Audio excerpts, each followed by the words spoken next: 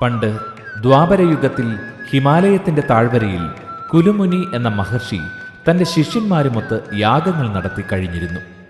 ഒരു ദിവസം യാഗാവശ്യത്തിനായി മുനിശിഷ്യന്മാർ ദർഭയും ചമതയും ശേഖരിക്കുവാൻ കാട്ടിൽ പോയ വഴി ഒരു സർപ്പരാജനെ കാണുകയും മറ്റുള്ളവർ ഭയന്നോടിയപ്പോൾ കൂടെയുണ്ടായിരുന്നവരിൽ മുതിർന്നവനായ ദേവലൻ കാട്ടുവള്ളി കൊണ്ട് ഒരു കുരുക്കുണ്ടാക്കി സർപ്പരാജന്റെ കഴുത്തിലിട്ട് അതിനെ കൊല്ലുകയും ചെയ്തു.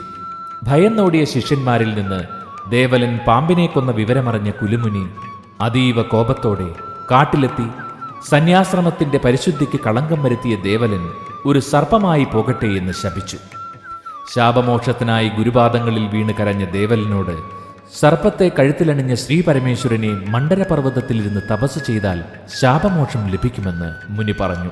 കഴിഞ്ഞ ജന്മത്തിന്റെ കർമ്മഫലമായി ഈ സർപ്പനിഗ്രഹം ചെയ്ത ദേവലൻ ഇനിമേൽ നാഗർഷി എന്ന പേരിൽ അറിയപ്പെടുമെന്ന് പറഞ്ഞ കുലുമുനി അവിടെ നിന്ന് അപ്രത്യക്ഷനായി. ശാപം മൂലം നിരവധി ഭണങ്ങളുള്ള ഒരു സർപ്പമായി മാറിയ നാഗർഷി മണ്ഡരപർവ്വതത്തിലെത്തി ദീർഘകാലം ശിവനെ തപസ് ചെയ്തു. ഒരിക്കൽ നാഗർഷി തപസ്സിനിടയിൽ താൻ അടുത്തുള്ള ബഹുലാരണ്യത്തിൽ പോയി അവിടെയുള്ള ഇലഞ്ഞിമരച്ചുവട്ടിൽ സർപ്പം സംരക്ഷിക്കുന്ന ശിവലിംഗം കണ്ടെത്തണമെന്നും ആ സർപ്പത്തോടപേക്ഷിച്ച് അത് വാങ്ങി പൂജകൾ ചെയ്ത് രാമേശ്വരത്ത് പോയി സേതുസ്നാനം കഴിച്ച് മടങ്ങി വരുന്ന വഴി ആ ശിവലിംഗം സ്വയം ഒരു സ്ഥലത്ത് ഉറയ്ക്കുമെന്നും ആ സ്ഥലത്ത് വെച്ച് തനിക്ക് ശാപമോക്ഷം ലഭിക്കുമെന്നും അശരീരി കേട്ടു. അശരീരിയിൽ പറഞ്ഞതുപോലെ നാഗർഷി പാമ്പിൽ നിന്ന് ശിവലിംഗം വീണ്ടെടുത്തുവെങ്കിലും അത് എങ്ങനെ പൂജിക്കണമെന്നും സംരക്ഷിക്കണമെന്നും അറിയാതെ വിഷമിച്ചു. അപ്പോൾ ശിവവാഹനമായ നന്ദി അവിടെ പ്രത്യക്ഷപ്പെട്ട് ശിവലിംഗ മാഹാത്മ്യം നാഗർഷിക്ക് ഉപദേശിച്ച് അപ്രത്യക്ഷനായി. നന്ദിയുടെ ഉപദേശമനുസരിച്ച് നാഗർഷി ശിവലിംഗത്തിൽ പൂജകൾ ചെയ്ത് തെക്കോട്ട് സഞ്ചരിച്ച് സേതുസ്നാനം കഴിച്ച് മടങ്ങുന്ന വഴി ഇപ്പോൾ എറണാകുളം എന്നറിയപ്പെടുന്ന പ്രദേശത്തെത്തി. അവിടെ ഒരു ശിവക്ഷേത്രം കണ്ട നാഗർഷി അതിന് സമീപത്തുള്ള അല്പം സ്ഥലം വൃത്തിയാക്കി ശിവലിംഗം അവിടെ വെച്ചതിനു ശേഷം അടുത്തുള്ള കുളത്തിൽ പൂജയ്ക്ക് ജലമെടുക്കുന്നതിനായി പോയി. ജലവുമായി തിരിച്ചെത്തി പൂജ തുടങ്ങിയ നാഗർഷിയെ സമീപത്തുള്ള ഏതാനും അലക്കുകാർ കണ്ടു. സർപ്പത്തിന്റെ തലയും മനുഷ്യന്റെ ഉടലുമായി പൂജ ചെയ്തുകൊണ്ടിരിക്കുന്ന നാഗർഷിയെ കണ്ടു ഭയന്ന അലക്കുകാർ ആ ഭീകരരൂപിയെ ഓടിക്കുവാൻ കല്ലുകളെടുത്തെറിഞ്ഞു. വേദന സഹിക്കാനാകാതെ നാഗർഷി നന്ദികേശൻ നൽകിയ മന്ത്രം ചൊല്ലി സ്വയം അപ്രത്യക്ഷനായി.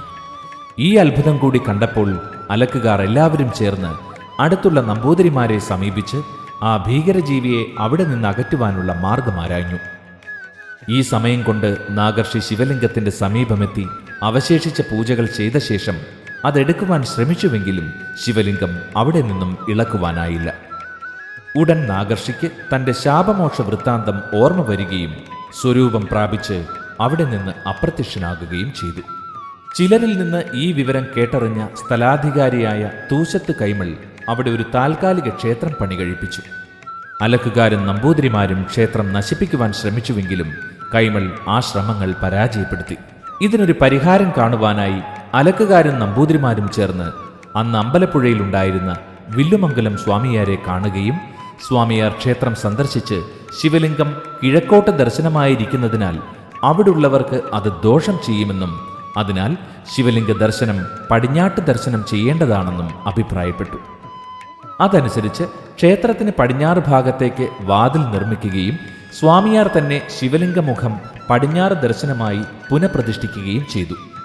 പുനഃപ്രതിഷ്ഠയ്ക്ക് മുമ്പ് ശിവലിംഗ ദർശനം കിഴക്കോട്ടായിരുന്നപ്പോൾ ക്ഷേത്രത്തിന്റെ കിഴക്ക് ഭാഗത്തുള്ള ചേർത്തറ എന്നറിയപ്പെട്ടിരുന്ന പ്രദേശങ്ങൾ ശിവന്റെ തൃക്കണ്ണിലെ ചൂടുകൊണ്ട് കരിഞ്ഞുപോയത്രേ. ആ സ്ഥലം അതിനാൽ കരിത്തറ എന്നറിയപ്പെട്ടു. ഈ കരിത്തറയാണ് ക്ഷേത്രത്തിലെ കിഴക്ക് ഭാഗത്ത് ഇന്ന് കരിത്തല ദേശം എന്ന പേരിൽ സ്ഥിതി ചെയ്യുന്നത്.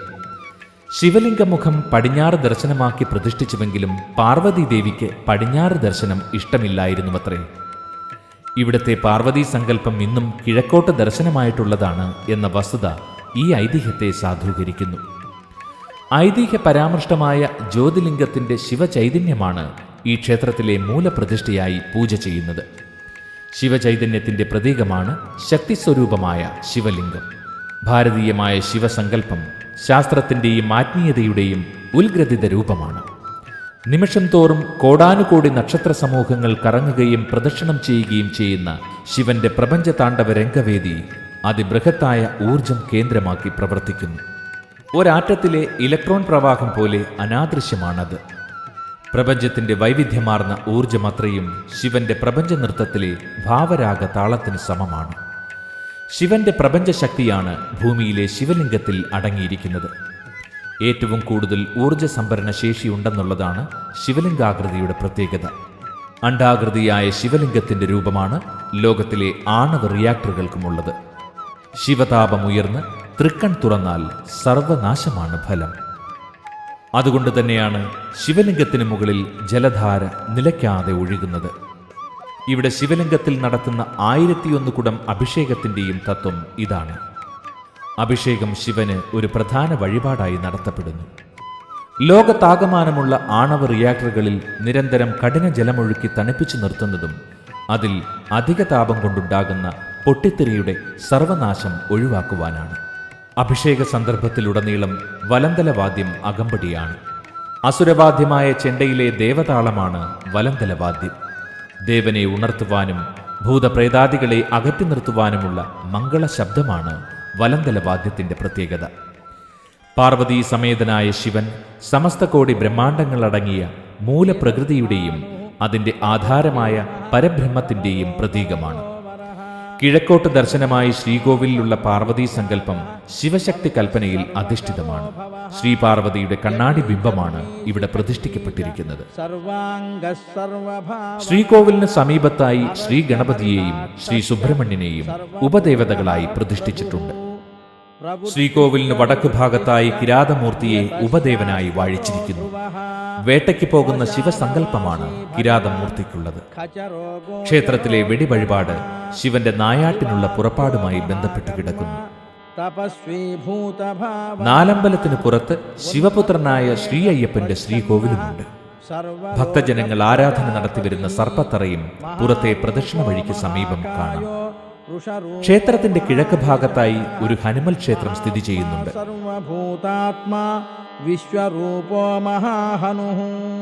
വടക്കുവശത്ത് കാണുന്ന സുബ്രഹ്മണ്യ ക്ഷേത്രം എറണാകുളത്തപ്പൻ ക്ഷേത്രത്തിന്റെ സമീപം 1968 നിർമ്മിച്ചതാണ്. നിത്യവും 5 പൂജയും 3 ശീവേലിയും ഇവിടെ നിശ്ചയിക്കപ്പെട്ടിരിക്കുന്നു. രാവിലെ 3 മണിക്ക് നട തുറക്കുമ്പോൾ നിർമാല്യ ദർശനമാണ്.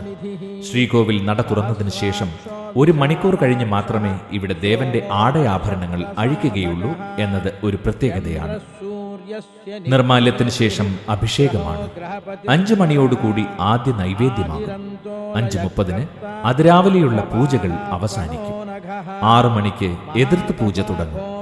6:30 ശ്രീബലിക്കായി തിടമ്പ് പുറത്തേക്കെടുക്കും. 8 മണിക്ക് പന്തീരടി പൂജയാണ്. ഇതിനുശേഷം ഉച്ചപൂജ നടക്കും. 11:30 പ്രഭാത പൂജകൾ കഴിഞ്ഞ് നടയടയ്ക്കും. സായാഹ്ന പൂജകൾക്കായി 4:30 നട തുറക്കും.